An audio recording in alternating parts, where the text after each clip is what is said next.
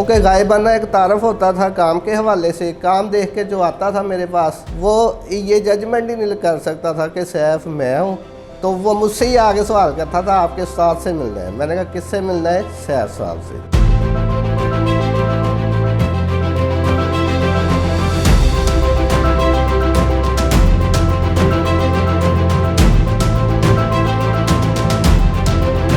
Main point جو گول چوک ہے وہاں کھڑے ہو گئے، اکثر اچھے انتظار کرتے ہیں سواری کا، وہاں کھڑے ہوئے تھے تو ٹریفک سارجنٹ نے آگے مجھے تھپڑ مارا تو میں رونے لگ گیا۔ مجھے کہتا تیرے پیو کا چوک ہے، یہاں کھڑا کیا ہوا ہے۔ تو جناب اسی دن میں نے تہیہ کر لیا کہ آج کے بعد میں نے رکشہ نہیں چلانا، جو مرضی ہو جائے میں نے اپنا یہ کام کرنا ہے۔ بسم اللہ الرحمن الرحیم۔ السلام علیکم۔ مشکل کام کہنے کو ہی مشکل ہوتے ہیں، لیکن جب آپ اسے کرنا شروع کر دیتے ہیں تو آپ کے لیے بہت آسان بن جاتے ہیں۔ اس کی زندہ اور جاوید مثال ہمارے ساتھ موجود ہیں آج سیف الرحمان صاحب۔ سیف الرحمان صاحب نے ایک رکشہ چلانے کے کام سے اپنے کیریئر کا آغاز کیا، لیکن ان کو شوق تھا کہ یہ پینٹنگ کرتے تھے، ہاتھ سے لکھتے تھے، پھر آہستہ آہستہ یہ پرنٹنگ کے فیلڈ میں آ گئے۔ آج یہ ایک پرنٹ شاپ کے اونر ہے جہاں پہ یہ ڈیجیٹل پرنٹنگ کی سروسز دے رہے ہیں، آف سیٹ پرنٹنگ کی سروس دیتے ہیں۔ تو آئیے ان سے پوچھتے ہیں ان کی جرنی کے بارے میں، اور ان سے یہ پوچھتے ہیں کہ اس سفر کو انہوں نے کیسے پایا تکمیل تک پہنچایا، اور اب یہ کتنا انجوائے کر رہے ہیں، کتنی ارننگ کر رہے ہیں، فیوچر کے کیا پلانز ہیں۔ جی تو سیف الرحمان صاحب، سب سے پہلے تو آپ کو ویلکم کہتے ہیں اپنے شو میں۔ اپنا مختصر سا تعارف کروائیے گا کہ بیسیکلی آپ نے کہاں سے شروع کیا، آپ کی تعلیم کیا ہے، رہائشی کہاں کے ہیں؟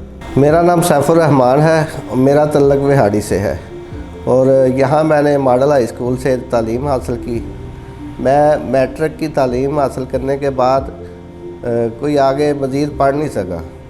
اس کے بعد گھریلو حالات کی وجہ سے تعلیم جاری نہیں رکھ سکا۔ پھر کام کے سلسلے میں روزی روٹی کا سلسلہ جاری کیا، وہ ایک رکشے سے آغاز کیا۔ سب سے پہلے جب میں نے رکشہ چلایا تو پہلے دن 200 روپیہ میں نے کمایا تو بڑی خوشی ہوئی، گھر میں جا کے دیا۔ تو اس کے بعد سلسلہ چلتا رہا، لیکن میں اس کام سے مطمئن نہیں تھا، کیونکہ میرے پاس جو ٹیلنٹ تھا پینٹنگ کا، ڈرائنگ کا، میں اس کو آگے بڑھانا چاہتا تھا، لیکن اس کے لیے مجھے ایک استاد کی ضرورت تھی۔ اس میں تھوڑی رکاوٹیں آ رہی تھی، کوئی سلسلہ بن نہیں رہا تھا، تو میں وہی گھریلو حالات کو مد نظر رکھتے ہوئے اخراجات کو چلانے کے لیے رکشے کو کنٹینیو رکھا۔ 4 سے 5 سال رکشہ چلایا یہاں وہاڑی میں، پھر یہاں سے لاہور کا سفر کیا، وہاں جا کے رکشہ چلایا۔ تقریباً 2 سال رات دن محنت کی، لیکن اس دوران میرے ذہن میں خیال یہ رہتا تھا کہ یار کہیں نہ کہیں جب بھی میرا کوئی حساب کتاب لگے، جگاڑ لگے، میں نا پینٹنگ کا کام سیکھ لوں۔ کچھ دوستوں کو بھی کہا، انہوں نے بھی ہیلپ کی۔ تو قدرتی ایک دن میں نے کہیں پہ بینر لکھا ہوا دیکھا جس پہ لکھا تھا ہینڈ رائٹنگ اور مصوری سیکھیے۔ تو میں نے دیر نہیں کی، فوراً ان سے رابطہ کیا اور وہاں پہ کلاس جوائن کر لی۔ جب کلاس اٹینڈ کی 2-3 دن جاتے ہوئے جب میرے استاد نے دیکھا ٹیلنٹ میرا، تو انہوں نے مجھے کہا کہ آپ کیا کر رہے ہو؟ میں نے کہا میں رکشہ چلا رہا ہوں۔ کہتے آپ کس کام میں پڑے ہوئے ہو؟ چھوڑو یہ رکشہ اور اس فیلڈ میں آؤ، آپ ترقی کرو گے۔ تو میں نے اسی دن سے جناب وہ رکشہ چھوڑ دیا اور پینٹنگ کا کام سیکھنا شروع کر دیا۔ تو وہ استاد جو میرے سے، انہوں نے کافی ہیلپ کی میری۔ تو مجھے جتنی غور کی باتیں ہیں جو شاگرد سالوں سال محنت کر کے سیکھتا ہے، انہوں نے مجھے پل بھر میں سکھا دی۔ انہوں نے میرا بڑا ساتھ دیا، میری بڑی حوصلہ افزائی کی۔ وہاں سے میرا یہ پینٹنگ کا آغاز شروع ہوا۔ 5-7 سال بعد پینٹنگ میں اللہ نے اتنی عزت دی کہ میں سوچ بھی نہیں سکتا۔ آپ یہ سوچیں کہ اب میں 1 سال کی محنت کے بعد جب میں نے اپنی دکان بنائی، میرے استاد محترم نے میرا افتتاح کیا دکان کا، تو پھر کچھ عرصہ جب میں نے اپنا کام، اپنے ہاتھ کی مہارت دکھائی مارکیٹ میں، لوگوں کو ٹیلنٹ اپنا دکھایا، تو ماشاءاللہ تھوڑے ہی عرصے میں کافی نام بن گیا۔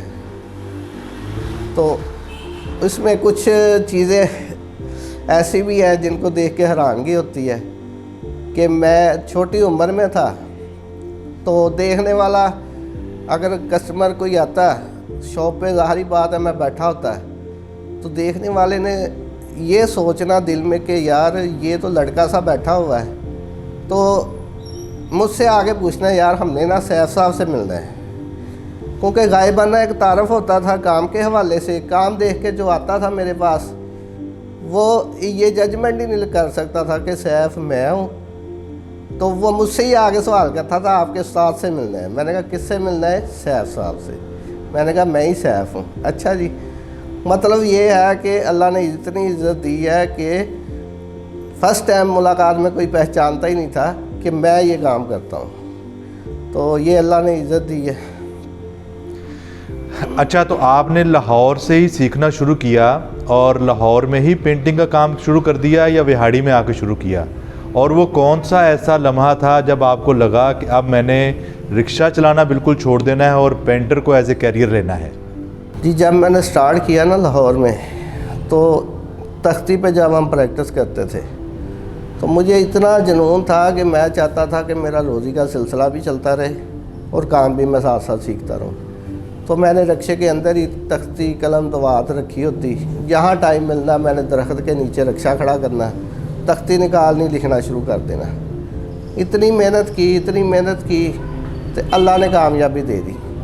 اس کے بعد لاہور میں اس کو میں کلاس کو جاری نہ رکھ سکا، مزید میں پھر وہاڑی آیا۔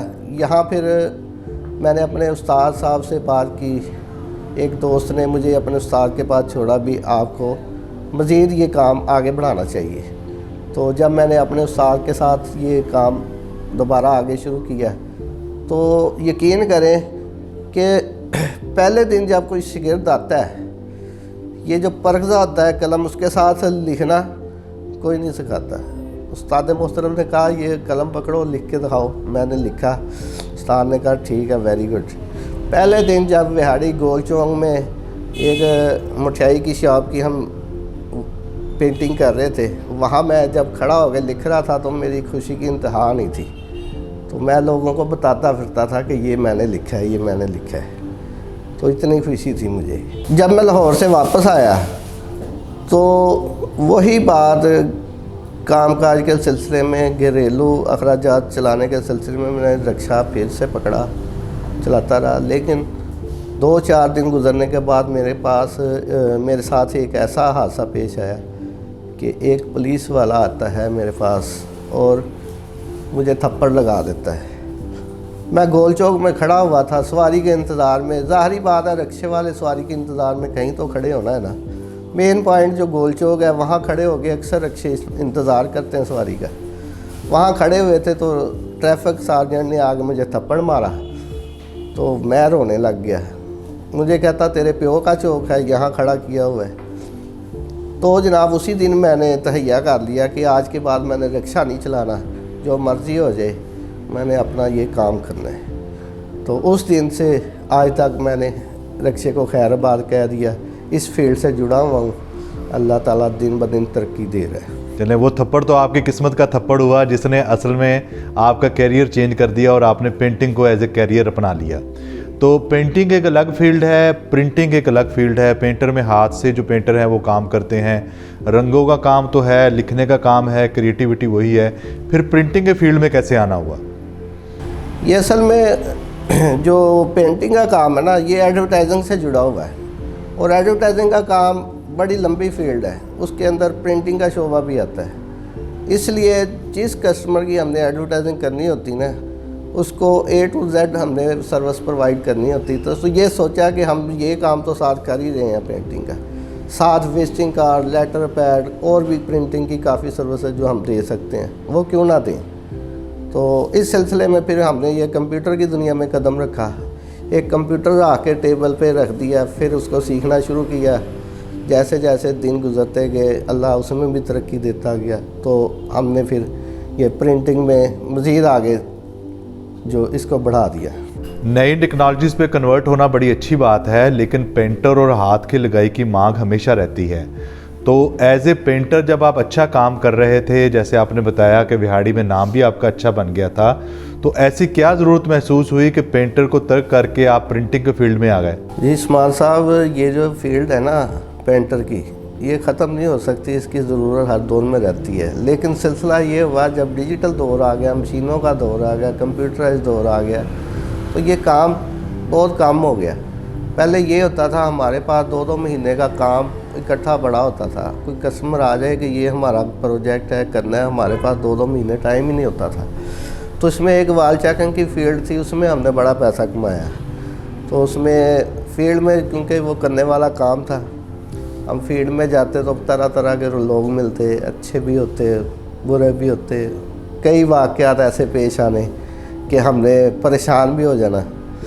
एक दफ़ा ये हुआ, किसी की दीवार पे हमने चूना किया, लिखने ही लगे थे तो दूर से एक बंदा आ रहा शोर मचाता हुआ कि फड़ो फड़ो इन्हों फड़ो, या ले आओ कुहाड़ी इन्हों वड्डीए। तो बड़ा असी जनाब परेशान हो गए सी जनाब। उस दौर दे विच साडे कोल साइकिल हुंदा सी, साइकिल दे पिछे पीपे रखे हुंदे सी, उन्हां 'च चूना हुंदा सी।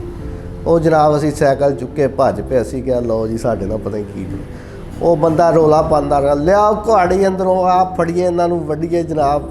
ਇਹ ਜਨਾਬ ਬੜਾ ਸਾਨੂੰ ਜਨਾਬ ਇੱਦਾਂ ਦੇ ਵਾਕਿਆਤ। ਇੱਕ ਦਫਾ ਇਸ ਤਰ੍ਹਾਂ ਆਇਆ ਕਿ ਇੱਕ ਜਨਾਬ ਦੀਵਾਰ 'ਤੇ ਅਸੀਂ ਜਨਾਬ ਲਿਖਿਆ, ਲਿਖ ਕੇ ਤੇ ਅਸੀਂ ਆ ਗਏ। ਥੋੜ੍ਹੀ ਦੇਰ ਬਾਅਦ ਬੰਦਾ ਸਾਨੂੰ ਲੱਭਦਾ ਹੋਇਆ ਆ ਗਿਆ, ਕਹਿੰਦਾ ਯਾਰ ਤੁਸੀਂ ਉੱਥੇ ਦੀਵਾਰ ਲਿਖ ਕੇ ਆਏ ਹੋ? ਅਸੀਂ ਕਿਹਾ ਜੀ ਬਿਲਕੁਲ ਲਿਖੀ ਹੈ। ਕਹਿੰਦੇ ਯਾਰ ਉੱਥੇ ਮੇਰਾ ਚੁਬਾਰਾ ਜਦੋਂ ਮੈਂ ਗਿਆ ਤੁਸੀਂ ਚੂਨਾ ਕਰ ਰਹੇ ਸੀ, मैं उत्थे साइकिल खड़ी करके ऊपर गया, 5 मिनट बाद मैं वापस आया, वो दीवार लिखी हुई सी तो मेरा साइकिल गायब सी, और तुसी मेरा साइकिल ले आए हो। मैं कहा यार असी साइकिल तेरा की करना सी, असी तो अपना काम कर रहे थे, काम करके आ गए, साइकिल असी नहीं लै गए। नहीं जी नहीं, तुसी लै के आए हो। वो बंदा जनाब साढ़े ने ना सानू चोर बनाता उन्हें। असी बड़े परेशान होए भी हुण की करिए। वो कुदरत खुदा दी, जिस घर दे विच किराएदार ठहरिया होया सी, ਉਹਦਾ ਮਾਲਕ ਸਾਡਾ ਵਾਕਫ ਸੀ, ਬਚਪਨ ਦਾ ਦੋਸਤ ਸੀ, ਠੀਕ ਹੈ। ਉਹ ਫਿਰ ਉਹਨਾਂ ਨੂੰ ਬੁਲਾਇਆ, ਉਹਨਾਂ ਨੇ ਆ ਕੇ ਭਾਈ ਸਾਡਾ ਦੱਸਿਆ ਭਾਈ ਇਹ ਇੱਦਾਂ ਦੇ ਬੰਦੇ ਨਹੀਂ ਹੈਗੇ ਤੇ ਆਪਣੀ ਮਿਹਨਤ ਮਜ਼ਦੂਰੀ ਕਰ ਰਹੇ ਨੇ। ਇਸ ਤਰ੍ਹਾਂ ਦੇ ਯਾਨੀ ਕਿ ਵਾਕਿਆਤ ਆਣੇ। ਫਿਰ ਜਨਾਬ ਇੱਕ ਵਕਤ ਐਸਾ ਆਇਆ ਕਿ ਇਹਦੇ 'ਤੇ ਪਾਬੰਦੀ ਲੱਗ ਗਈ ਵਾਲ ਚੈਕਿੰਗ 'ਤੇ। ਦੂਸਰੀ ਸਾਈਡ 'ਤੇ ਕੰਪਿਊਟਰਾਈਜ਼ ਦੌਰ ਆ ਗਿਆ, ਜਿਹਦੀ ਵਜ੍ਹਾ ਤੋਂ ਹੱਥ ਦੀ ਲਿਖਾਈ ਵਾਲਾ ਕੰਮ ਜਿਹੜਾ ਨਾ ਬਹੁਤ ਪਿੱਛੇ ਚਲਾ ਗਿਆ। हथ की लिखाई का काम इस तो पिछे चला गया। पैनाफ्लैक्स आ गई है, वो हर चीज़ तस्वीर जो मर्जी कलरफुल बना दो, मिनटा तैयार। जोड़ा बोर्ड असी महीने महीने तैयार करीदा सी, हफ्ता हफ्ता ला दईदा सी, वो जनाब घंटे तैयार होने लग गया। पैसे भी थोड़े, खूबसूरती भी ज़्यादा। लेकिन लाइफ जी सी वो हथ वाले काम की सी। हथ नाल जिहड़ा असी बोर्ड तैयार करीदा सी ना, 10 साल वो बोर्ड किते भी नहीं सी जांदा। 10 साल बाद भी उन्होंने जनाब बोर्ड धो देन तो नवा निकल आता सी। लेकिन डिजिटल दौर फिर आ गया, वो फिर एक मजबूरी सी, हर बंदा उस पासे टुर पिया। पेंटर थोड़े जे परेशान हो गए। इत्थों तक परेशानी देखी कि दुकान पर आना, सुबह तो लैके शाम तक इंतज़ार करना, काम कोई ना आना, फट्टे ते बैठे रहना, पै जाना, उठ जाना, बह जाना, तो शाम को वेले घर। फिर जनाब कंप्यूटर वाली दुनिया 'च कदम रखिया, एक कंप्यूटर लिया के रखिया, उन्होंने सीखिया। फिर जनाब मशीनरी थोड़ी थोड़ी करके, क्योंकि बंदे को अगर इन्वेस्टमेंट हो तो एकदम मशीनरी बंदा ला सकता, लेकिन वो भी तजर्बा होना चाहिए। फिर असी क्योंकि तजर्बा भी नाल हर मशीनरी का हासिल करना सी, इन्वेस्टमेंट का भी प्रॉब्लम सी। फिर जनाब छोटी छोटी मशीनरी तो असी आगाज़ शुरू किया। सब तो पहले असी एक प्लाटर लिया। प्लाटर की सानू बड़ी अशद ज़रूरत सी, लेकिन साढ़े कोई इन्नी इन्वेस्टमेंट नहीं सी। लेकिन जो फिर अल्लाह चाहे या बंदा इरादा कर लवे तो अल्लाह फिर वो आसानियाँ पैदा कर दिंदा। प्लाटर की इन्नी ज़्यादा ज़रूरत सी जिहदा कोई हिसाब नहीं। असी कंप्यूटर रख लिया, ਉਹਦਾ ਜਿਹੜਾ ਕੰਮ बुक करना असी होर साइड तो कटिंग करवा के कस्टमर को प्रोवाइड करी थी सर्विस। तो फिर जो मैं सोचा नहीं यार ये प्लाटर लगना चाहिए, ज़रूरत है। रात को इरादा किया, इस्माइल साहब तुसी ये सोचो भी मेरे कोल कुछ भी नहीं है, मैं मगरब टाइम इरादा करन दिया यार सुबह प्लाटर लैके आना है। 2-3 दोस्तों ने फोन किया, पैसों का अरेंज हो गया। सुबह मैं लाहौर गया, जाके प्लाटर ले आया। ਅੱਲਾਹ ਤਾਲਾ ਇੱਦਾਂ ਆਸਾਨੀਆਂ ਪੈਦਾ ਕਰਦਾ, ਜਦੋਂ ਬੰਦਾ ਇਰਾਦਾ ਪੈਦਾ ਕਰ ਲੇ ਨਾ ਤੇ ਇੱਦਾਂ ਆਸਾਨੀਆਂ ਹੋ ਜਾਂਦੀਆਂ। ਫਿਰ ਇਸੇ ਤਰ੍ਹਾਂ ਆਸਤਾ ਆਸਤਾ ਜਨਾਬ ਸਬਲੀਮੇਸ਼ਨ ਪ੍ਰਿੰਟਿੰਗ ਦਾ ਸੈਟਅਪ ਲਗਾ ਲਿਆ, ਜਿਹਦੇ ਵਿੱਚ ਮੱਗ ਵੀ ਪ੍ਰਿੰਟ ਕਰਦੇ ਆ, ਸ਼ਰਟ ਵੀ ਪ੍ਰਿੰਟ ਕਰਦੇ ਆ, ਠੀਕ ਹੈ, ਤੇ ਟੋਪੀਆਂ ਵੀ ਪ੍ਰਿੰਟ ਹੁੰਦੀਆਂ, ਹਰ ਤਰ੍ਹਾਂ ਦਾ ਰੰਗੀਨ ਲੋਗੋ A1 ਕਿਸਮ ਦਾ ਉਹ ਪ੍ਰਿੰਟ ਹੁੰਦਾ। ਤੇ ਉਸ ਤੋਂ ਬਾਅਦ ਜਨਾਬ ਫਿਰ ਜਨਾਬ ਇੱਕ ਹੋਰ ਸੈਟਅਪ ਲਾ ਲਿਆ, ਜਿਹਦੇ ਵਿੱਚ ਜਨਾਬ PVC ਕਾਰਡ ਵਗੈਰਾ ਬਣਦੇ ਨੇ, ਉਹ ਕਲਰ ਪ੍ਰਿੰਟਰ ਤੋਂ, ਯਾਨੀ ਕਿ ਹਰ ਚੀਜ਼ ਬੰਦਾ ਤਿਆਰ ਕਰ ਸਕਦਾ।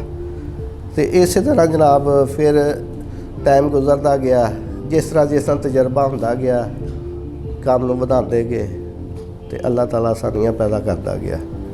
ਅੱਛਾ, ਫਿਰ ਸੋਚਿਆ ਕਿ ਇਸ ਤੋਂ ਬਾਅਦ ਹੁਣ ਜਿਹੜਾ ਪ੍ਰੋਜੈਕਟ ਪੈਨਾਫਲੈਕਸ ਦੀ ਸਾਨੂੰ ਬੜੀ ਪਰੇਸ਼ਾਨੀ ਹੁੰਦੀ ਸੀ, ਅਸੀਂ ਕੰਪੋਜ਼ਿੰਗ ਤੇ ਜ਼ਾਹਰੀ ਗੱਲ ਆ ਉਹ ਸਿੱਖ ਗਏ, ਕਰਨੀ ਆ ਗਈ। ਜਦੋਂ ਕੰਪੋਜ਼ਿੰਗ ਨਹੀਂ ਸੀ ਕਰਨੀ ਆਉਂਦੀ, ਉਹਦੇ 'ਚ ਵੀ ਬੜੀ ਮੁਸ਼ਕਲਾਤ ਪੈਦਾ ਹੋਈ, ਠੀਕ ਹੈ। ਜਦੋਂ ਅਸੀਂ ਕੰਮ ਓਕੇ ਕਰਨਾ, ਡਿਜ਼ਾਇਨ ਕਿਤੋਂ ਬਣਵਾਉਣਾ, ਫਿਰ ਪ੍ਰਿੰਟ ਕਿਤੋਂ ਕਰਵਾਉਣਾ, ਆਪਣੀਆਂ ਪਰੇਸ਼ਾਨੀਆਂ ਹੁੰਦੀਆਂ। ਸਾਨੂੰ ਇੱਕ ਡਿਜ਼ਾਇਨ ਵਾਸਤੇ 3-3 4-4 ਚੱਕਰ ਡਿਜ਼ਾਈਨਰਾਂ ਕੋਲ ਵੀ ਲੱਗ ਜਾਂਦੇ ਸੀ, ਠੀਕ ਹੈ। ਉਹ ਟਾਈਮ ਦਾ ਵੀ ਵੇਸਟ ਹੁੰਦਾ ਸੀ। ਫਿਰ ਜਦੋਂ ਹੁਨਰ ਆਪਣੇ ਹੱਥ 'ਚ ਆ ਗਿਆ, ਡਿਜ਼ਾਇਨਿੰਗ ਖੁਦ ਕਰਨ ਲੱਗ ਗਏ, ਪ੍ਰਿੰਟਿੰਗ ਅਸੀਂ ਅੱਗੋਂ ਕਰਾਉਂਦੇ ਸੀ, ਇਹਦੇ 'ਚ ਵੀ ਮੁਸ਼ਕਲਾਤ ਜ਼ਾਹਰੀ ਗੱਲ ਆਉਂਦੀਆਂ ਸੀ। ਜਦੋਂ ਕੰਮ ਬੰਦੇ ਨੇ ਕਿਸੇ ਹੋਰ ਕੋਲ ਕਰਾਉਣਾ, ਖਾਸ਼ ਸੀ ਕਿ ਅੱਲਾਹ ਤਾਲਾ ਆਪਣਾ ਸੈਟਅਪ ਦੇਗਾ। ਤੇ ਜਦੋਂ ਇਨਵੈਸਟਮੈਂਟ ਦੇਖੀ ਦੀ ਸੀ, ਫਿਰ ਚੁੱਪ ਕਰਕੇ ਬਹਿ ਜਾਈਦਾ ਸੀ। ਸਿੱਧੀ ਜੀ ਗੱਲ ਹੈ, ਇੰਨੀ ਇਨਵੈਸਟਮੈਂਟ ਬੰਦੇ ਕੋਲ ਨਹੀਂ ਹੈ ਤੇ ਬੰਦਾ ਕਹਿੰਦਾ ਯਾਰ ਛੱਡੋ ਪਰੇ, ਜਿਸ ਤਰ੍ਹਾਂ ਚੱਲ ਰਹੇ ਨੇ ਠੀਕ ਹੈ। ਤੇ ਜਦੋਂ ਇਹਦੇ 'ਚ ਦੇਖਿਆ ਨਾ ਕਿ ਪਰੇਸ਼ਾਨੀਆਂ ਆ ਰਹੀਆਂ, ਯਾਰ ਸੈਟਅਪ ਆਪਣਾ ਹੋਣਾ ਚਾਹੀਦਾ, ਤੇ ਫਿਰ ਇਰਾਦਾ ਜਦੋਂ ਮੈਂ ਕਰ ਲਿਆ ਨਾ, ਜਦੋਂ ਮੈਂ ਇਰਾਦਾ ਕੀਤਾ, ਤੇ ਫਿਰ ਤੁਸੀਂ ਇਹ ਵੇਖੋ, ਇਰਾਦਾ ਜਦੋਂ ਬੰਦੇ ਦਾ ਬਣ ਜੇ ਉਦੋਂ ਕੰਮ ਆਸਾਨ ਹੋ ਜਾਂਦਾ। ਜਦੋਂ ਤੱਕ ਬੰਦੇ ਦਾ ਆਪਣਾ ਇਰਾਦਾ ਨਹੀਂ ਨਾ, ਉਦੋਂ ਤੱਕ ਕੁਝ ਨਹੀਂ ਹੋ ਸਕਦਾ। ਵੈਸੇ ਮੈਨੂੰ ਕਈ ਦੋਸਤ ਕਹਿਣ ਵਾਲੇ ਸੀ, ਯਾਰ ਤੂੰ ਮਸ਼ੀਨ ਲਾ ਲੈ, ਇਨਵੈਸਟਮੈਂਟ ਅਸੀਂ ਕਰ ਦਿੰਦੇ। ਜਦੋਂ ਮੇਰਾ ਆਪਣਾ ਹੀ ਨਹੀਂ ਸੀ ਇਰਾਦਾ, ਤੇ ਮੈਂ ਅੱਗੇ ਖਾਮੀ ਨਹੀਂ ਸੀ ਭਰਦਾ। ਜਦੋਂ ਮੇਰਾ ਇਰਾਦਾ ਬਣ ਗਿਆ, ਤੇ ਇਹਦੇ 'ਚ ਵੀ ਦੇਖੋ ਆਸਾਨੀ ਪੈਦਾ ਹੋ ਗਈ। ਇੱਕ ਹਫ਼ਤੇ ਦੇ ਵਿੱਚ ਸਾਡਾ ਜਿਹੜਾ ਸਾਰਾ ਪ੍ਰੋਜੈਕਟ ਬਣਿਆ, ਮਸ਼ੀਨ ਲੈ ਵੀ ਆਉਂਦੀ, ਲਾ ਵੀ ਦਿੱਤੀ। ਜਿਹੜੀ 5-6 ਸਾਲ ਤੋਂ ਅਸੀਂ ਜਿਹੜਾ ਨਾ ਸੋਚ ਰਹੇ ਸੀ ਲਾਵਾਂਗੇ, ਨਹੀਂ ਯਾਰ ਅਸੀਂ ਕਿ ਨਹੀਂ ਲਾ ਸਕਦੇ, ਲੇਕਿਨ ਜਦੋਂ ਇਰਾਦਾ ਬਣਿਆ, ਉਹ ਇੱਕ ਹਫ਼ਤੇ ਦੇ ਵਿੱਚ ਸਾਰਾ ਸਿਸਟਮ ਹੋ ਗਿਆ। ਹੁਣ ਅਲਹਮਦੁਲਿਲਾ ਪੈਨਾਫਲੈਕਸ ਦੀ ਮਸ਼ੀਨ ਵੀ ਲੱਗ ਗਈ ਹੈ। ਆ ਸਾਰਾ ਸੈਟਅਪ ਤੁਹਾਡੇ ਸਾਹਮਣੇ ਹੈ। 3-4 ਵਰਕਰ ਮੇਰੇ ਨਾਲ ਕੰਮ ਕਰ ਰਹੇ, ਸਾਡੀ ਇੱਕ ਟੀਮ ਹੈ, ਇੱਕ ਪ੍ਰੋਫੈਸ਼ਨਲ ਟੀਮ। ਅੱਲਾਹ ਤਾਲਾ ਨੇ ਜਿਹੜੇ ਮੈਨੂੰ ਵਰਕਰ ਦਿੱਤੇ ਆ, ਮੈਂ ਸੋਚ ਨਹੀਂ ਸਕਦਾ। ਇੱਕ ਮਲਟੀਨੈਸ਼ਨਲ ਕੰਪਨੀ ਨਾਲ ਕੰਮ ਕਰਨ ਵਾਲੇ ਜਿਹੜੇ ਵਰਕਰ, ਜਿਹੜੇ ਉੱਥੇ ਸੁਪਰਵਾਈਜ਼ਰ ਰਹਿ ਚਲੇ, ਲੱਖਾਂ ਦੀ ਤਨਖਾਹਾਂ ਲੈਂਦੇ, ਉਹ ਅੱਜ ਮੇਰੇ ਨਾਲ अगर काम कर रहे थे, अल्लाह की रहमत नहीं। आपने बिल्कुल सही फरमाया। जैसा कि एक बड़ी मशहूर मिसाल है कि आपकी कामयाबी में सबसे बड़ी रुकावट आप खुद ही हैं। जब आप खुद इरादा कर लेते हैं तो अल्लाह पाक भी मदद फरमाते हैं और आपके लिए रास्ते खुल जाते हैं, आसानियाँ हो जाती हैं। तो जैसे आपने बताया कि ग्राफिक डिज़ाइनिंग को सीखा सबसे पहले, फिर प्रिंटिंग के मुख्तलिफ़ फील्ड्स में आते गए और सीखते गए। कितनी मुश्किल हुई प्रिंटिंग? क्या मुश्किल काम है, आसान काम है? कहाँ से सीखा? कस्टमर ने खा दिया? मुख्तलिफ़ मशीनों को ऑपरेट करना कैसे सीखा? मशीनों के बारे में रहनुमाई कहाँ से मिली? इस बारे में ज़रा बताइएगा। उस्मान साहब जिहड़ा प्रिंटिंग का काम है ना, एडा सौखा काम नहीं है, ये तजर्बा बड़ा ज़रूरी है। जे बंदा कहे ना कि मैं अज सारी मशीनरी ला के ते अज ही काम कर लवां, इदां नहीं हुंदा। ये पिछे जिहड़ी मेहनत हुंदी ना साल हर साल की, शुरू तो लैके एंड तक हर चीज़ को स्टैप बाय स्टैप समझना, यह बड़ा जरूरी हुंदा। ते अलहमदुलिल्लाह जीरो तो स्टार्ट किया सी ते आहिस्ता आहिस्ता आहिस्ता आहिस्ता इस टाइम ते पहुंचन लगिया, इस मुकाम ते पहुंचन लगिया, टाइम लग्या। उस्मान साहब कंप्यूटर जिस टाइम मैं रखा, कंप्यूटर दियां कमांडां मैं सीखियां, क्योंकि मैं पेंटर पहले ही सी। कलर स्कीमां दा सैटिंग दा सानू पहले ही पता हुंदा, क्योंकि यह जिहड़ियां ना असीं हत्थ दे नाल जदों बैनरां दी बोर्डां दी सैटिंग करी दी, उहदे विच सानू मुश्किल पेश नहीं आई, क्योंकि असीं उस हिसाब नाल जदों कंप्यूटर दे विच उहदी सैटिंग करनी है, कलर स्कीम देनी है, वो आम डिज़ाइनां नालों अच्छी दे देनी। लेकिन सानू थोड़ी जी कंप्यूटर दीयां कमांडां सीखण च परेशानी हुई है, जिहदे वास्ते असीं मुख्तलिफ दोस्तां नाल राबता करके जिथों कोई हुनर मिलता उदों सीख लेना। कोई नवीं कमांड मिल गई, कोई इधरों पुछ लिया, कोई उधरों पुछ लिया, तो ये प्रॉपर ਸਾਨੂੰ ਕੋਈ ਇੱਥੇ ਪ੍ਰੋਪਰ ਯਾਨੀ ਕਿ ਅਸੀਂ ਉਹ ਸਿਖਾਉਣ ਵਾਲਾ ਕੋਈ ਨਹੀਂ ਸੀ, ਠੀਕ ਹੈ, ਜਿਹਦੀ ਵਜ੍ਹਾ ਤੋਂ ਸਾਨੂੰ ਥੋੜ੍ਹੀਆਂ ਪਰੇਸ਼ਾਨੀਆਂ ਤੇ ਆਈਆਂ ਨੇ। ਤੇ ਇਸੇ ਤਰ੍ਹਾਂ ਪ੍ਰਿੰਟਿੰਗ ਫੀਲਡ ਹੈ, ਪ੍ਰਿੰਟਿੰਗ ਫੀਲਡ 'ਚ ਕਾਫੀ ਪੇਚੀਦਗੀਆਂ ਹੈਗੀਆਂ, ਕਾਫੀ ਬਰੀਕੀਆਂ ਹੈਗੀਆਂ ਜਿਹਨੂੰ ਸਮਝਣਾ ਬਹੁਤ ਜ਼ਰੂਰੀ ਸੀ। ਉਹ ਫਿਰ ਅਸੀਂ ਜਨਾਬ ਸਮਝਿਆ, ਪੇਪਰ ਦੀ ਸਾਈਜ਼ਿੰਗ ਕਰਨੀ, ਪੇਪਰ ਨੂੰ ਪ੍ਰਿੰਟ ਕਰਨਾ, ਪੇਪਰ ਦੀਆਂ ਕੁਆਲਿਟੀਆਂ, ਇਹ ਬੜੀ ਮੁਸ਼ਕਲ ਚੀਜ਼ਾਂ ਨੇ, ਹਰ ਆਮ ਬੰਦਾ ਨਹੀਂ ਇਹ ਚੀਜ਼ ਸਮਝ ਸਕਦਾ। ਪ੍ਰਿੰਟਿੰਗ ਦੀਆਂ ਵੀ ਬੜੀਆਂ ਕੁਆਲਿਟੀਆਂ ਨੇ, ਰੂਟਾ ਮਸ਼ੀਨ ਆ, ਫਿਰ ਉਸ ਤੋਂ ਬਾਅਦ ਸੋਲਨਾ ਹੈ, ਸੋਲਨਾ ਤੋਂ ਉੱਤੇ GTO ਆ ਜਾਂਦੀ ਹੈ, ਬੜੀਆਂ ਇਹਦੇ 'ਚ ਵੀ ਜਦੀਦ ਟੈਕਨੋਲੋਜੀਆਂ ਆ ਗਈਆਂ ਜਿਹਦੇ ਬਾਰੇ ਸਾਨੂੰ ਸਿੱਖਣਾ ਚਾਹੀਦਾ। ਇਹ ਬੜੀ ਵੱਡੀ ਫੀਲਡ ਹੈ ਤੇ ਇਹਦੇ ਵਿੱਚ ਜਿੰਨਾ ਬੰਦਾ ਯਾਨੀ ਕਿ ਚੱਲੇ ਉਨਾ ही थोड़ा। आखिर में आप जो लोग प्रिंटिंग का काम स्टार्ट करना चाह रहे हैं या कुछ छोटे लेवल पे कर रहे हैं, आपकी तरह अपना काम शुरू करें, उनको क्या पैगाम देना चाहते हैं? ਸਰਪੰਚ ਸਾਹਿਬ, ਮੇਰਾ ਇਹੀ ਪੈਗਾਮ ਹੈ ਕਿ ਜਿਹੜਾ ਵੀ ਇਸ ਕੰਮ ਨੂੰ ਕਰਨਾ ਚਾਹੁੰਦਾ ਹੈ, ਇਹ ਸ਼ੌਕ ਦੇ ਨਾਲ ਹੁੰਦਾ ਹੈ। ਸ਼ੌਕ ਅਗਰ ਤੁਹਾਡਾ ਹੈ, ਤੁਸੀਂ ਦਿਲ ਲਾ ਕੇ ਕੰਮ ਕਰੋਗੇ, ਉਕਤਾਓਗੇ ਨਹੀਂ ਕੰਮ ਤੋਂ, ਠੀਕ ਹੈ, ਉਹ ਕੰਮ ਫਿਰ ਆਸਾਨ ਹੁੰਦਾ ਜਾਏਗਾ ਤੇ ਜ਼ਾਹਰੀ ਗੱਲ ਹੈ ਫਿਰ ਆਸਤਾ ਆਸਤਾ ਉਹਦੇ 'ਚ ਤਰੱਕੀ ਵੀ ਮਿਲਦੀ ਜਾਏਗੀ। ਅੱਜ ਹੋਰ ਕੱਲ ਨੂੰ ਹੋਰ, ਇਸੇ तरह अल्लाह ताला कामयाब कर देगा। जी तो व्यूवर्स, जैसा कि आपने देखा कि सैफुर रहमान साहब ने एक रिक्शा ड्राइवर से करियर का आगाज़ किया, लेकिन इनको शौक़ था पेंटर बनने का, वहाँ से पेंटर बने। पेंटर बनने के साथ साथ जैसे जैसे हालात बदलते गए, इन्होंने ग्राफिक डिज़ाइनिंग शुरू की, फिर प्लाटर से कटिंग शुरू की, फिर सब्लिमेशन का काम शुरू किया। अब जो है ये डिजिटल प्रिंटिंग का काम कर रहे हैं। लार्ज फॉर्मेट प्रिंटर जो पेनाफ्लेक्स प्रिंटर है वो लगा हुआ है इनके पास। तो जैसा कि इन्होंने बताया कि जर्नी में मुश्किलात ज़रूर हैं, लेकिन एक अच्छा फील्ड है, आप अच्छी अर्निंग कर सकते हैं। तो सबसे पहला काम जो आपने करना है वो सीखना है। सीखने के लिए बड़ा मसला था, प्लेटफॉर्म मुयस्सर नहीं था। हमने पानी डिजिटल स्टूडियो के प्लेटफॉर्म से ये कोशिश की है कि प्रिंटिंग के बारे में जितनी बारीकियां हैं, जितनी डिटेल्स हैं, वो आपको सिखा सकें। तो आप भी अगर प्रिंटिंग के बिज़नेस के बारे में सीखना चाहते हैं तो हमारे चैनल पे एक पूरी प्ले लिस्ट पड़ी हुई है, print on demand master training program. इसकी पूरी वीडियोज़ है, 11-12 वीडियोज़ हैं। आपको 2-3 घंटे लगा के इसको अगर देख लेंगे तो आपको पूरे प्रिंटिंग के प्रोसेस की समझ आ जाएगी और आप कहीं पे भी हैं अपने बिज़नेस को स्टार्ट कर सकते हैं नेटवर्किंग करने के साथ, और बड़ी आसानी से इस फील्ड को अडॉप्ट करके अर्निंग कर सकते हैं। उम्मीद है आपने इस इंटरव्यू को एंजॉय किया होगा। अल्लाह पाक हमें आसानियाँ अता फरमाए और आसानियाँ तकसीम करने का शर्फ अता फरमाए।